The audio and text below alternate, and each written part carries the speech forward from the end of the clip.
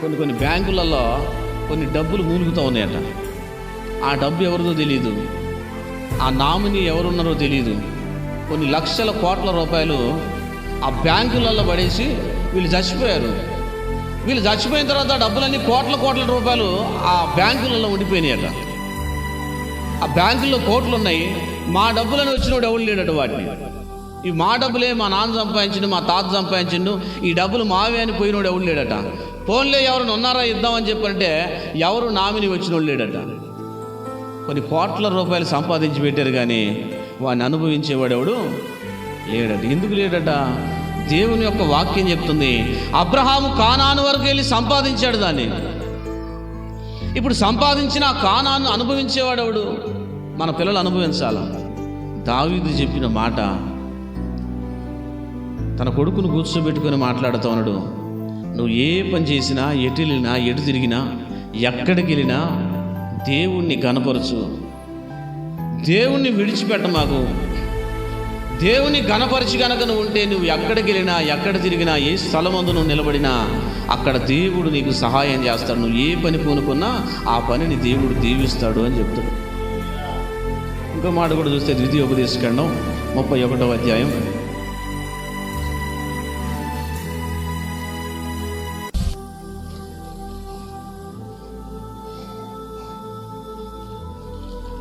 6వ వచనం చదువుతాం. భయపడకుడి, వారిని చూసి దిగులు పడకడి, నీతో కూడా వచ్చువాడు నీ దేవుడైన యెహోవాయే, ఆయన నిన్ను విడువడు ఎడబాయడు. చప్పట్లు కొట్టి దేవుడి నామాన్ని మహిమపడతాం. ఆయన నిన్ను విడువడు, నిన్ను ఎడబాయడు, నీతో వచ్చువాడు నీ దేవుడైన యెహోవానే అని చెప్పి మోషే చెప్తాడు. మోషేతో దేవుడు చెప్పాడు కదా, ఈ యోర్దాను దాటి నువ్వు వెళ్ళమాకు అని చెప్పాడు. ఇంకా నువ్వు ఇక్కడ దాకా చాలు, 120 సంవత్సరాలు వచ్చినాయి, ముసలివాడిని అయిపోయాను, ఇంకా నా పరిస్థితి అంతా బాగలేదు, నేను బయటికి వెళ్ళొద్దని దేవుడు చెప్పాడు.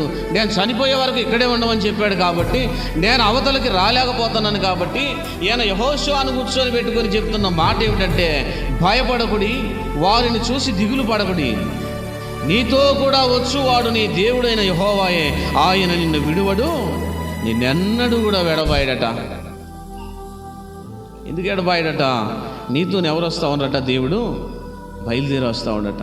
మనతో వచ్చేది ఎవరంటే దేవుడు మనతో వస్తున్నాడు. కాబట్టి మనకి ఎక్కడ కూడా అపజయం జరగదట. కొంతమంది శుక్రవారం వచ్చారు. యెషయా గ్రంథం 62లో దేవుడు అద్భుతమైన మాట చదువుకున్నాం. దేవుని కాపుదల మనకు ఉండదని చదువుకున్నాం. ఒకసారి కనుక మనం చూస్తే ఆ మాట మళ్ళీ ఒకసారి కనుక 62 అధ్యాయాన్ని కనుక చూస్తే మనం, యెరూషలేమా, నీ ప్రాకారముల మీద నేను కావలి వారు నుంచుదును, వారు రేయైనను పగలైనను వారు మౌనంగా ఉండరు.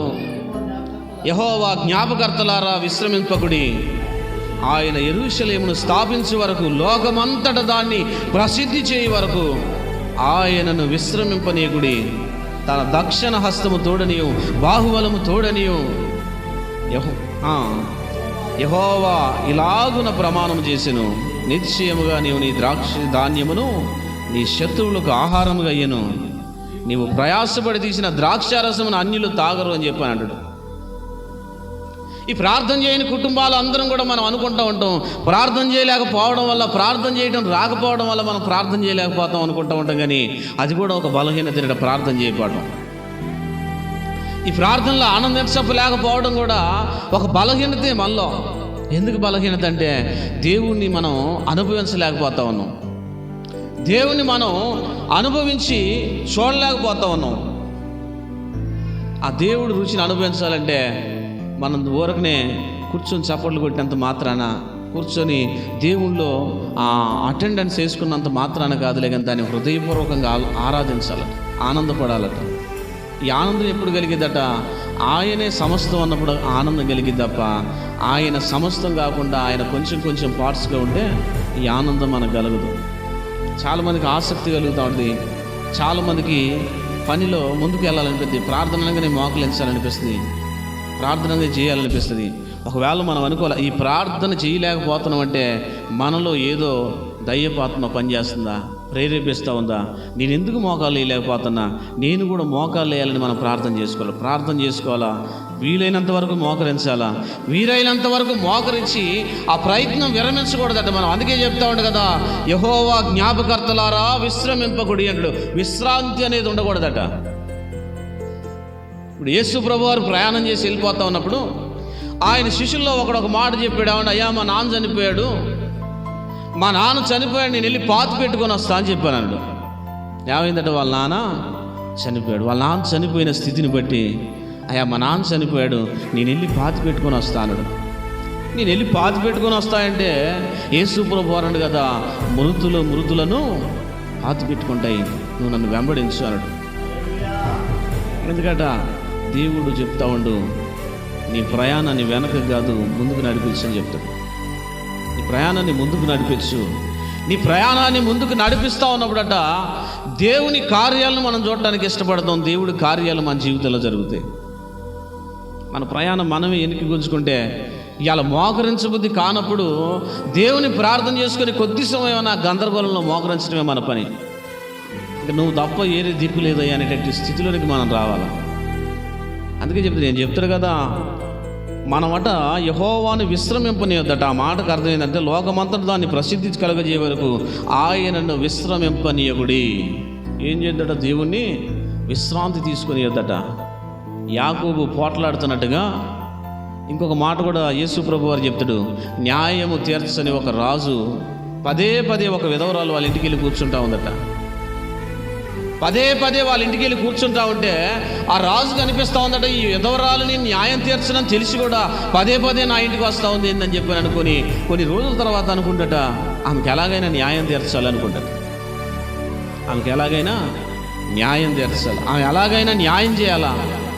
ఆమెని న్యాయం చేయను అని చెప్పి తెలిసి కూడా నా ఇంటికి పదే వస్తూ ఉంది కదా, తప్పకుండా ఆమె న్యాయం తీర్చాలి, పోరు నేను తట్టుకోలేకపోతున్నా అనుకున్నాడట. యెహోవా భక్తులారా, ఆయనను విశ్రమింపనీయకుడి. మీరు ఆయన్ని విశ్రమించనీయద్దట. దేవా నాకు ఎందుకు కార్యం చేయవు, దేవా నాకు ఎందుకు కార్యం జరగట్లేదు, ఎందుకు కార్యం చేయవని అలా భర్తను బ్రతిలాడుకుని ప్రార్థనలో కూర్చోబెట్టుకోవాలి. ప్రార్థన చేయలేకపోతున్నాం, కొద్ది సమయం బ్రతిలాడని కూర్చోబెట్టుకోవాలి. పిల్లలు ప్రార్థన చేయలేకపోతున్నాం, కొద్ది సమయం కూర్చొని బ్రతిలాడైనా వాళ్ళు ఏదో ఒక మాట చెప్పైనా కొద్ది సమయం మన మాట వినే టైంలో కొంచెం వారికి ప్రార్థన నేర్పితే వాళ్ళు ప్రార్థించడం నేర్చుకుంటారు. ఆ ప్రార్థనలో ఉంటారు, ప్రార్థనలో ఎదుగుతారు. ప్రార్థన చేయకపోతే అసలే వాళ్ళు ప్రార్థనలో దగ్గరకు రాకపోతే కొంతకాలం తర్వాత వారికి ప్రార్థన అనేది వాళ్ళకి అలవాటుగా మారదు. ఈ అలవాట్ల నుంచి వాళ్ళు బయటికి వెళ్ళిపోతారు.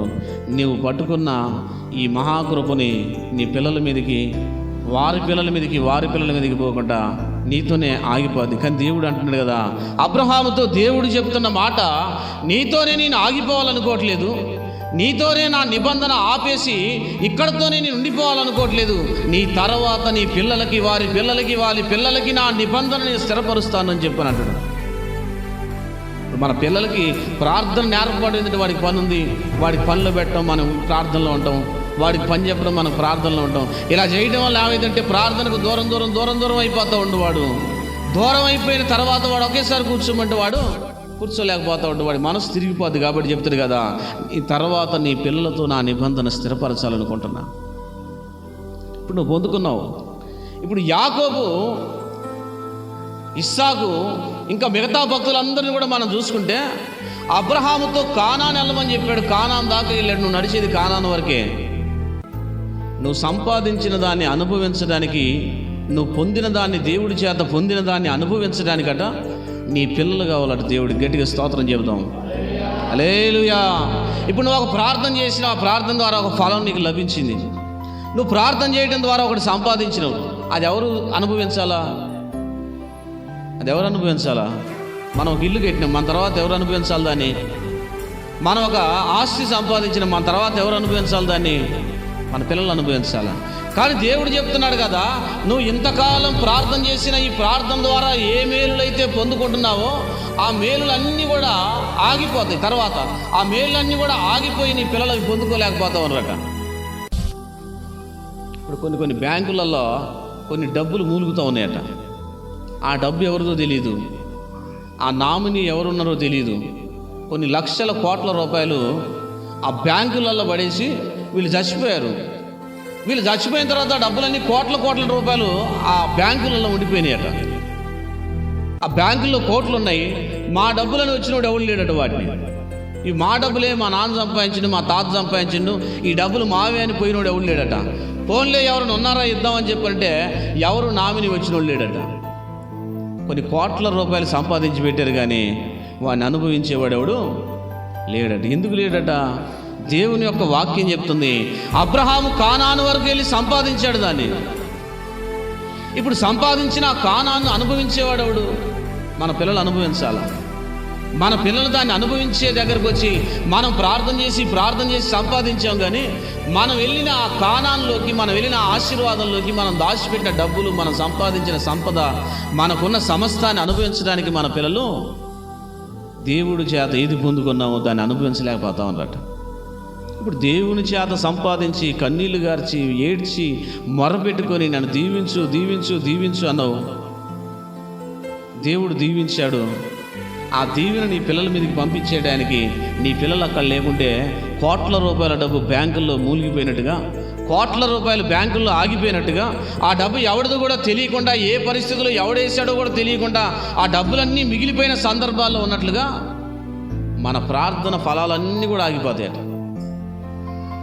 ఇంతకన్నా కన్నీరు గార్చినావు, ఇంతకన్నా వేడిచినావు, నా బిడ్డలను దీవించు, నా పిల్లల్ని దీవించు, నా పిల్లల్ని ఆశీర్వదించు. అసలు మన ప్రార్థన, మన ప్రయాస, మన పని ఏంది? మన పిల్లలే. వారి కొరకే కష్టపడుతున్నాం, వారి కొరకే ప్రయాసపడుతున్నాం, వారి కొరకే బ్రతుకుతున్నాం. కొన్ని ఆశలు చంపుకొని, కొన్ని సుఖాలు వదులుకొని, కొన్ని రకాలైన బలహీనతలు ఉన్నప్పటికీ, బాధ ఉన్నప్పటికీ, కష్టం ఉన్నప్పటికీ, వ్యాధులు ఉన్నప్పటికీ, అన్ని రకాలుగా మనం బాగలేకున్నప్పటికీ మనం సంపాదించేది ఎందుకంటే ఒక గురి గెరిగి ఒక కుటుంబంగా మనం కట్టబడాలా. మన పిల్లలు రేపు వచ్చిన తర్వాత అలా అనుభవించాలని చెప్పని అనుకుంటా ఉన్నాం. కానీ దేవుడు చెప్తా ఉండు, అబ్రహామా, నీతోనే నా నిబంధన ఆగిపోయేటట్లుగా నేను ఇష్టపడట్లేదు. నీ తర్వాత నా నిబంధన నీ పిల్లలతో నేను స్థిరపరచాలనుకుంటున్నా. నువ్వు వారికి అది నేర్పు అని చెప్పనంటు. ఎవరికి సొంతంగా రాదట. హల్లెలూయా. ఎవరికి సొంతంగా అది రాదట. కానీ ఎవరికి సొంతంగా అది ఒకసారే పుట్టుకొని రాదులే. కానీ దేవుడు ప్రేమించిన నీ ద్వారా నీ పిల్లలను దేవుడు దీవిస్తాడు. అందుకే చెప్తాడు దావీదుకు చనిపోయిన తర్వాత అనేక సార్లు చెప్పే మాట ఏంటంటే, మీ నాన్నకు నేను వాగ్దానం చేసిన. దేవుడు మాట్లాడిన ప్రతిసారి చెప్తాడు, ఎవడైతే రాజుగా వస్తాడో వాడితో మాట్లాడతాడు, మీ నాన్నకు నేను వాగ్దానం చేసిన, ఈ సింహాసనం మీద మీ కుటుంబాల్లో నుంచి ఒకరిని రాజుగా ఉంచుతానని నేను వాగ్దానం చేసిన, కాబట్టి నువ్వు రాజుగా ఉన్నావు, జాగ్రత్త అని చెప్పి ఏ ప్రవక్త ద్వారానో ఒక ప్రవక్త ద్వారా మాట్లాడతాడు. నీ తర్వాత మీ నాన్న ప్రార్థన బట్టి మీ నాన్నకి నేను వాగ్దానం చేసినాడు దేవుడు. ఆ వాగ్దానం చేసిన వాగ్దానాన్ని బట్టి నిన్ను రాజుగా కూర్చోబెట్టాడు అన్నాడు. ఇప్పుడు వీళ్ళంతా రాజులుగా సింహాసనం మీద కూర్చుంటానంటే ఎవరు కృపట? దావీదు ప్రార్థన. వారందరూ కూడా దేవుని యొక్క రాజ్యాన్ని ఆలడానికి గల కారణం ఏంటంట? దేవుడు దీవించాడు. ఆ దేవుడు దీవించిన దాన్ని బట్టి ఆయన అన్నాడు, సదాకాలం నీ పిల్లల్లో ఒకడు కూర్చుంటాడని చెప్పాడు. నీ నమ్మకాన్ని బట్టి, నీ విశ్వాసాన్ని బట్టి, నీ ప్రేమను బట్టి, నీ మనస్సు నా మనసుతో కలిసిపోయింది కాబట్టి, నాలాంటి మనసున్న ఒకరిని కనుగొన్నానని చెప్పిన దాన్ని బట్టి, నీ మనసు దేవుని లాంటి మనసు కాబట్టి, నా మనసు ఎలాగైతే ఉందో దావీదు అలాగే ఉంది కాబట్టి, నీ పిల్లలని ఎవడో ఒకడు సింహాసనం మీద కూర్చుంటాడు అన్నాడు. ఎంత బాధ వచ్చినా, ఎంత శోధం వచ్చినా, ఎంత పాపంలో వాళ్ళున్నా, ఎంత భయంకరమైన స్థితిలో వాళ్ళున్నా, దేవుడు వారిని విడిచిపెట్టకుండా వాళ్ళ పిల్లలను కూర్చోబెట్టాడు. మనం ఈ ప్రార్థనకి ప్రతిఫలం, ఈ ప్రార్థనకి జవాబు, ఈ ప్రార్థనకి ఆశీర్వాదం, ఈ ప్రార్థనకి ప్రతిఫలం ఎప్పుడొస్తా అని ఎదురు చూస్తాం. కానీ ఆ ఎదురు చూసిన ఆ ప్రార్థనకి మనకంటూ నామిని ఒకళ్ళు లేకుండా పోతా ఉండడు. అబ్రహాముతో అదే మాట చెప్తా ఉండు కదా, అబ్రహామా, నీ పిల్లలకు కూడా ఇది నేర్పు. నా నిబంధన నీతో ఆపాలనుకోవట్లేదు, నీ పిల్లలకు ఇది నేర్పు, ఇది నేర్పి నువ్వు ముందుకెళ్ళు అని చెప్పాడు. నిజం ప్రార్థనలో విజయం పొందినవాడు, ప్రార్థనలో మేలు పొందుకున్నవాడు, ప్రార్థన చేసి ఏదైనా పొందుకున్నవాడు ప్రార్థన చేయకుండా ఆగలేడు. కలగకుండా ఉన్న వారికి ఆసక్తి తగ్గుతూ ఉంటుంది. ఎందుకంటే ఆ ఫైట్ అనేది చేయటం రాక. ఇప్పుడు పూరీలు అందరూ చేసుకుంటారు కానీ అరిసెలు అందరూ చేయరు. హల్లెలూయా. అవునా కదా? పూరీలు అందరూ ఒత్తుకొని చేసుకుంటారు అరిసెలు చేయాలంటే దాని పాకం పెట్టేళ్ళు కావాలా, లేదంటే పాకం వచ్చి నేర్చుకోవాలి. పూరీలు తింటే అంత సునాయాసంగా అరిసెలు చేసుకొని తినరు.